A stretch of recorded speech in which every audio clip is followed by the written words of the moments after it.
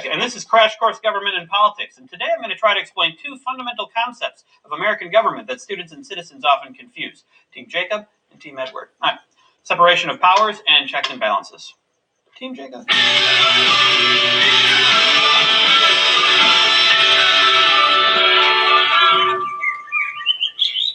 So separation of powers is really simple. The national government is divided into three separate branches: the legislative branch, the executive branch, and the judicial branch. I put them in this order because that's the way the stupid 3/5 of a person thing. So the legislative branch comes first because it's supposed to be the most important branch. In Article 1 of the 7 articles in the Constitution, the main job of the legislature is to make laws. Say, no, it's your fault. No, it's your fault. No, it's your fault. I'm going home. I have to campaign. Then we have the executive branch, and here the Constitution is a little less helpful. Executive power shall be vested in a president of the America. The executive branch is obviously more than branches in charge of executing the law. So the president is like the CEO. Government governs. Interestingly, the president's power as executive is found in the oath of office. I do solemnly swear or affirm that I will faithfully execute the office of President of the United States, and will to the best and defend the Constitution of the United States. Wait, Stan, I just gave the presidential oath of office, so I'm president now. Elections, yeah. We didn't have those. Last, and in the eyes of many people, least, is the judicial branch. The job of the judiciary, also sometimes called the courts, which I'm going to call the courts because judiciary is really hard to say, is to interpret the law. To 3, which describes the courts, is even shorter than Article 2. It has only 3 sections instead of 4, and the courts today don't really look like this description. Here's the first sentence of Article 3, Section 1. The judicial power of the United States shall be vested in one Supreme Court, and in such inferior courts as the Congress may from time to time ordain and establish. At least the framers realized that the entire United States would probably need more than one court. But notice right there in the sentence that Congress has the power to create all other courts. Concept of American government, checks and balances. Yeah, that was a segue right into it. It was a nice job. A little help explaining checks and balances. So let's do that part in the clone zone. Checks and balances is a confusing things, but checks that balance, although that might be confusing to people who actually try to balance their checkbooks. Anyway, the point here is that each checks the other two, and this creates a balance between the 3 separate powers. In the same way that the Constitution lays out the legislature in the greatest detail, it all checks on the other branches. Legislative clown? So the framers of the Constitution were really concerned about the president becoming a tyrannical figure a la King George III that took over the executive. The House of Representatives can impeach the president. Then the Senate can remove the president from office, but only if 2/3 of the senators vote for impeachment. The Senate can also check the president's appointment of judges and officials by rejecting them. This is known as advice of Congress can activities and officers.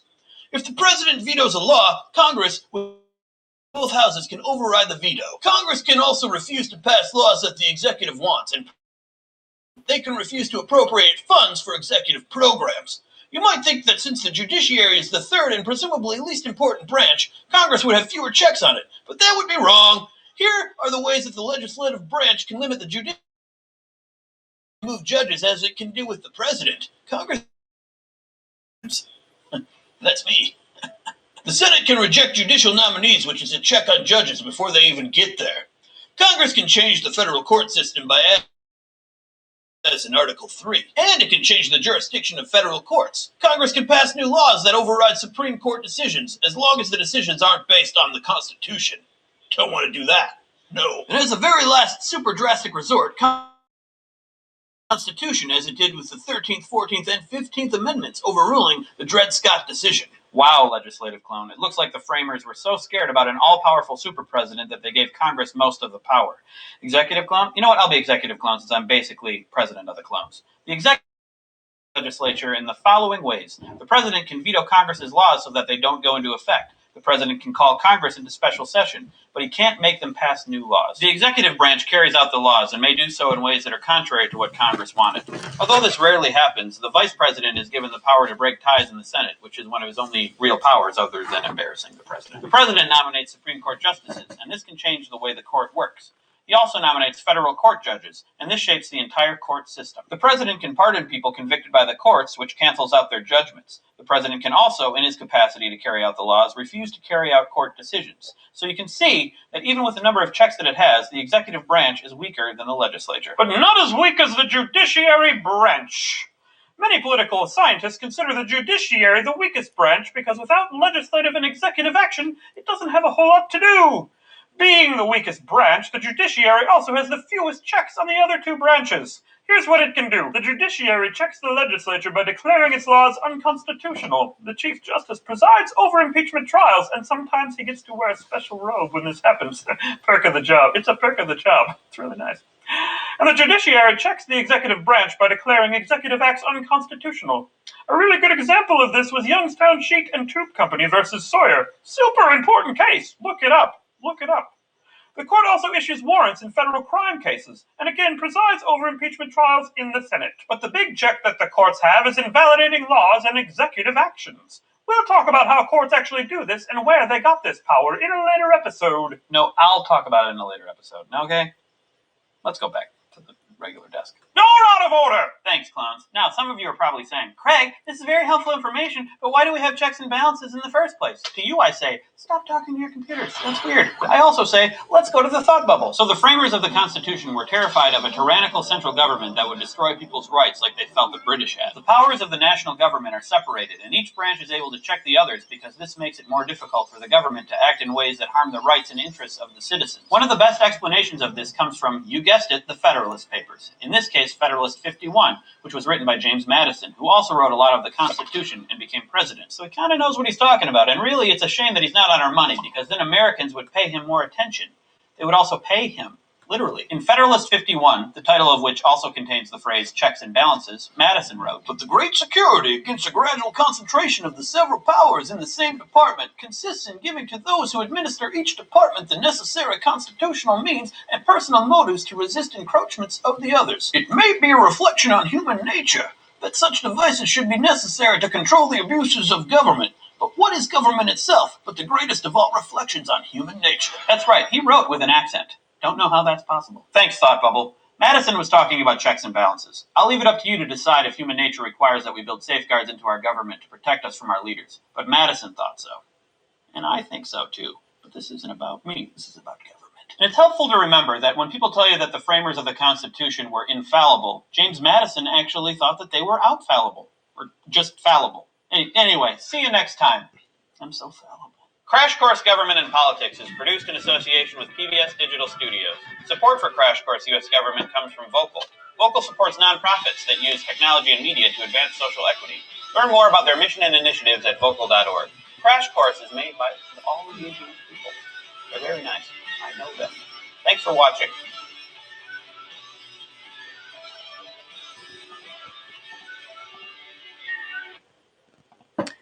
Hey, good evening, everyone. My name is Dan Whitfield. I'm the Democratic candidate running for United States Senate here in Arkansas to unseat and replace Senator John Boozman.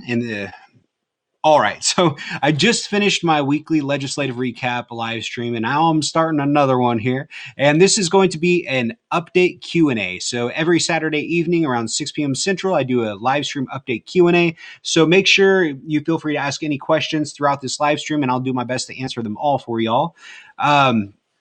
All right, it's been another slow week for the most part. There hasn't been a whole lot going on. Let's see here.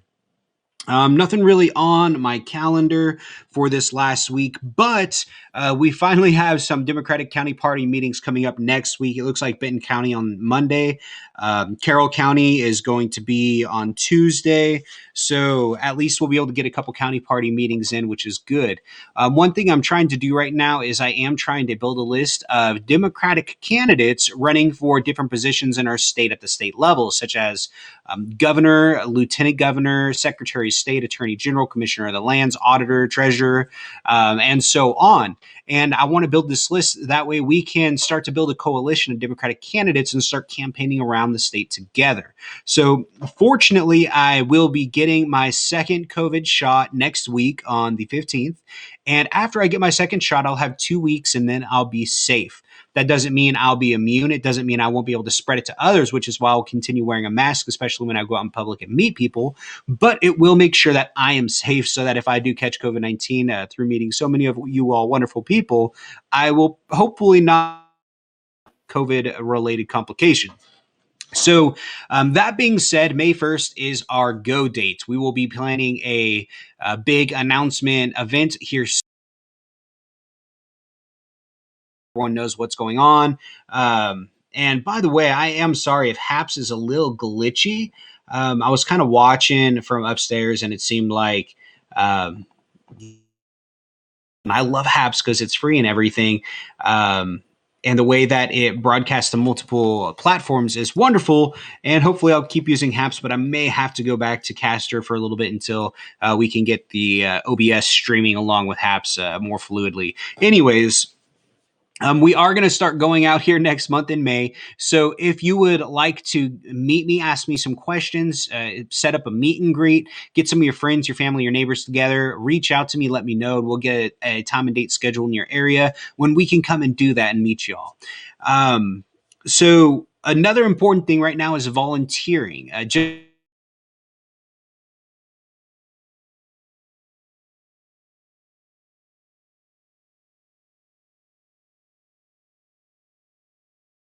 To do phone banking. You can volunteer to go door to door and canvassing. There's all sorts of different things, website development, graphics, branding, all these different things. So if you can volunteer at all, please reach out, let me know, and I will get you a link to our volunteer Slack group where we can get you guys together and we can collaborate and make sure that we are doing everything we can as a group of Arkansas citizens to make sure that we do replace the GOP senator in 2022. So I will be, like I said, I'm working on getting this list of different Democrats together so that we can also collaborate our volunteers. We are coming together and work with these GOP politicians as possible because we cannot afford to continue been going for so long. Healthcare, we have issues, but are in fact bipartisan issues and things like that. It doesn't matter. We're still facing these same. So what I will do is continue asking for volunteers, reach out to me, and I'll get you your invite. Now, another thing that's extremely important, fundraising. As we start to go out in May and maybe we'll go to Hot Springs and have a fishing fundraiser where residents can come by, toss a line in the water with me, talk to me about policy, ask me questions about who I am and what I support and why. And we can also catch some fish, fry them up, vegan patties, whatever y'all want. But with that, things like that are going to cost money. So we do need to get fundraising coming in. We've been actually able to raise a lot of money. I think we've raised over $2,000 now in the last few weeks. So thank you guys so much for your support. We're getting ready. I'm getting excited. The momentum's here. We're going to keep building this momentum. We're going to people excited to go vote. And then in November of 2022, we are going to defeat Senator John Boozman, Democratic seat for Arkansas in the United States Senate. So these are all very excitement, get people amped up, and we will win this election. All right. It looks like there's not too many questions coming through because I had just done my other live stream and answered some questions in it. So we'll keep this live stream somewhat short. Oh my gosh, it's a whole lot else to talk about this evening. As far as from my previous campaign on March 18th, judge's opinion, it has been almost a month. No word yet. As I know something about that, I will let you all know. Man, Haps is killing me tonight. So what I'll do next week I will do my live stream with Caster one more time, and we'll give that a shot. But I don't really see too much in here. Let's see here. Nothing there. Nothing on Facebook. Oh man. Okay. Well, hey y'all. Why don't you guys go have some dinner? Enjoy the rest of this beautiful weekend. We had some crazy storms last night, but it seems to be like the clouds are starting to clear a little bit. So enjoy yourself. Spend some time with your families. Watch The Blacklist because I just got into that show with my wife and it's awesome. But hey, you guys have a good night. I'm gonna cut this live stream short just because there's not a whole lot of participation doing family things. But you can always go to danforarkansas.com. You can click the contact tab. You can send me an email message, text. You can call me. You can go to any of my social media links and send me a direct message, and I'll answer any questions you'll have anytime. So, checking on here. But I don't see any nays. I moved to end my live stream. I second that. Good night. This time with your families. May God bless y'all. May God bless y'all.